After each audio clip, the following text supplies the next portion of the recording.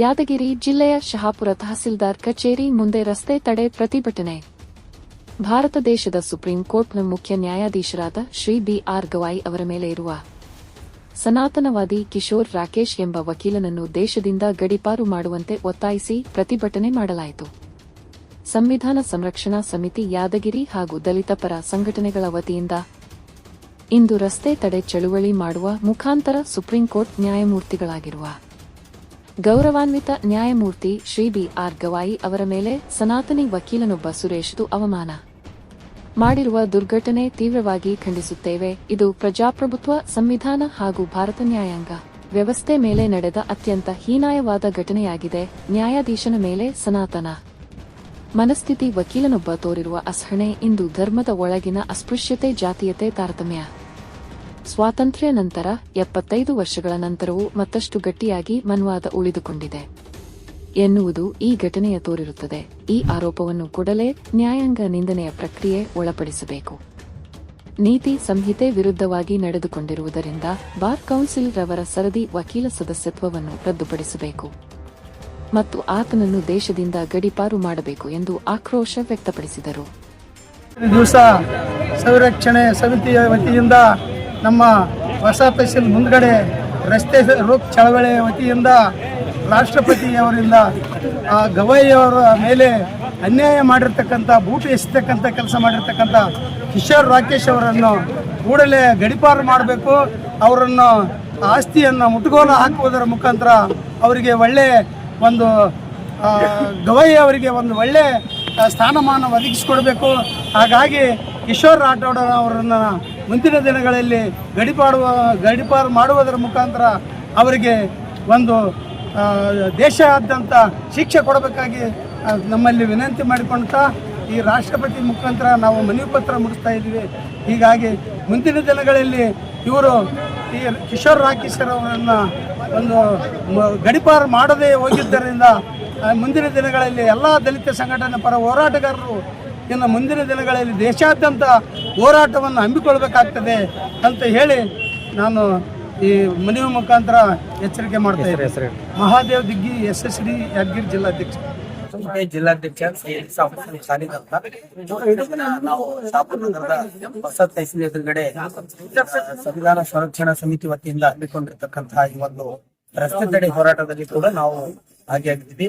ಇವತ್ತಿನ ದಿನ ನಾವು ನೋಡ್ತಾ ಇದ್ವಿ, ನಮ್ಮ CJI ಬಿ.ಆರ್. ಗವಾಯಿ ಅವರ ಮೇಲೆ ಹಲ್ಲೆ ನಡೆದಿದೆ.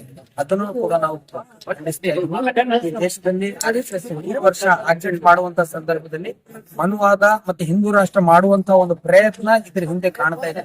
ಆದ್ದರಿಂದ ನಾವು ಈ ದೇಶದ ಪ್ರಜೆಗಳಾಗಿ ಈ ದೇಶದ ಘನತೆಯನ್ನು, ಸಂವಿಧಾನವನ್ನು ಕಾಪಾಡುವಂತ ಜವಾಬ್ದಾರಿ ನಮ್ಮೆಲ್ಲರಿಗಿದೆ.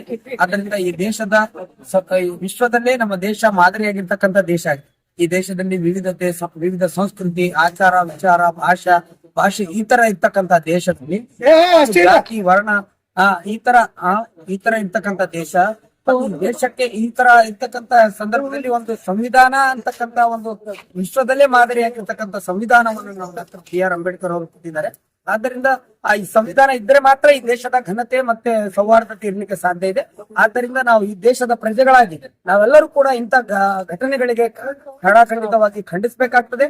ಆದ್ದರಿಂದ ಈ ದೇಶದಲ್ಲಿ ಏನು RSS ರಿಜಿಸ್ಟರ್ಡ್ ಆಗದೇ ಇರ್ತಕ್ಕಂಥ ಸಂಘಟನೆಯನ್ನು ಈ ಕೂಡಲೇ ಇದು ಬ್ಯಾನ್ ಮಾಡಬೇಕು. ಯಾಕೆಂತಂದ್ರೆ ಈ ದೇಶದಲ್ಲಿ ಯಾರೇ ಸರ್ಕಾರದ ವಿರುದ್ಧ, ಮನುವಾದದ ವಿರುದ್ಧ ಹೋರಾಟ ಮತ್ತು ಎಚ್ಚರಿಕೆ ಒಂದು ಹೇಳಿಕೆ ಕೊಡ್ತಾರೆ, ಅವ್ರ ಮೇಲೆ ಈ ಒಂದು ಕೇಂದ್ರ ಸರ್ಕಾರ ಅವ್ರ ಮೇಲೆ ನಿಗಾ ವಹಿಸ್ತಾ ಇದೆ. ಆದ್ದರಿಂದ ನಾವೆಲ್ಲರೂ ಕೂಡ ಒಗ್ಗಟ್ಟಿನಿಂದ ಅದಕ್ಕೆ ವಿರೋಧಿಸಿದ್ರೆ ಯಾವುದೇ ಸರ್ಕಾರ ಒಂದು ಉರುಳಿಸಲಿಕ್ಕೆ ನಮ್ಗೇನು ಅಸಾಧ್ಯವಾದದ್ದಿಲ್ಲ.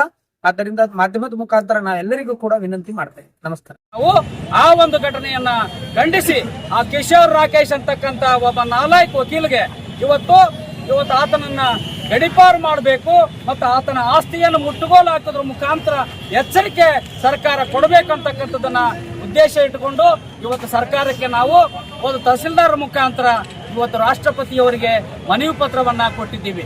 ಇವತ್ತು ಸಂವಿಧಾನ ಸಂರಕ್ಷಣಾ ಸಮಿತಿ ವತಿಯಿಂದ ಮತ್ತು ಪ್ರಗತಿಪರ ಸಂಘಟನೆಗಳ ವತಿಯಿಂದ ಇವತ್ತು ಮನವಿ ಪತ್ರವನ್ನ ನೀಡಿ ಆ ಒಂದು ನಾಲಾಯಕ ವಕೀಲಿಗೆ ಒಂದು ಕಠಿಣ ಶಿಕ್ಷೆ ಆಗ್ಬೇಕಂತಕ್ಕಂಥ ದೃಷ್ಟಿಯನ್ನು ಇಟ್ಕೊಂಡು ಈ ದೇಶದಲ್ಲಿ ಮತ್ತೆ ಇಂಥ ಘಟನೆಗಳು ಮರುಕಳಿಸಬಾರದು.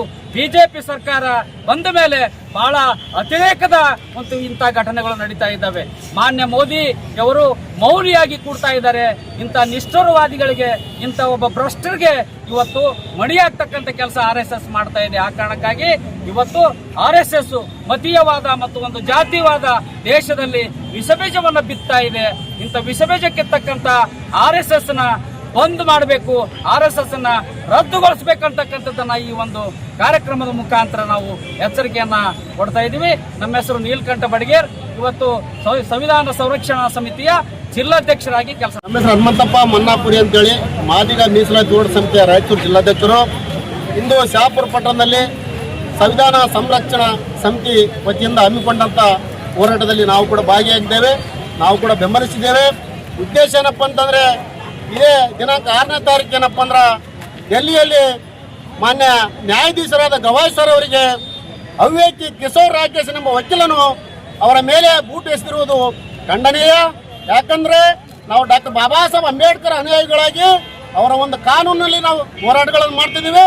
ಅಂತ ಅವ್ಯಕ್ತಿಯನ್ನು ಮಾನ್ಯ ಘನವ್ಯಕ್ತ ರಾಷ್ಟ್ರಪತಿ ಅವರು ಈ ದೇಶದಿಂದ ಗಡಿಪಾರು ಮಾಡಬೇಕಂತ ಕೂಡ ನಾವು ಒತ್ತಾಯ ಪಡಿಸ್ತೀವಿ. ಒಂದು ವೇಳೆ ಬೇಜವಾಬ್ದಾರಿ ತೋರಿದ್ರೆ ಇಡೀ ದೇಶದಾದ್ಯಂತ ಬೆಂಕಿ ಹತ್ತುವಂತ ಕೆಲಸ ಎಲ್ಲ ನೀವು ಸರ್ಕಾರನ ಮಾಡಿಕೊಟ್ಟಂಗೆ ಆಗ್ತಂತ ಕೂಡ ನಾನು ಮಾನ್ಯ ಮೋದಿಜಿ ಅವರಿಗೆ ನಾವು ಎಚ್ಚರಿಕೆ ಕೊಡ್ತೀವಿ. ಆದ್ರಿಂದ ನಮ್ಮ ಒಂದು ಸಂವಿಧಾನಕ್ಕೆ ಘನತೆಗೆ ಧಕ್ಕೆ ತಂದಂತ ಕಿಶೋರ್ ರಾಕೇಶನನ್ನು ಈ ದೇಶದಿಂದ ಗಡಿಪಾರು ಮಾಡ್ಬೇಕಂತೇಳಿ ಮತ್ತೊಂದು ಸಾರಿ ನಾನು ಮನವಿ ಮಾಡಿಕೊಡ್ತೀನಿ. ಹನುಮಂತಪ್ಪ ಮನ್ನಾಪುರಿ, ಮಾದಿಗ ಮೀಸಲಾತಿ ಹೋರಾಟ ಸಮಿತಿಯ ರಾಯಚೂರು ಜಿಲ್ಲಾಧ್ಯಕ್ಷರು.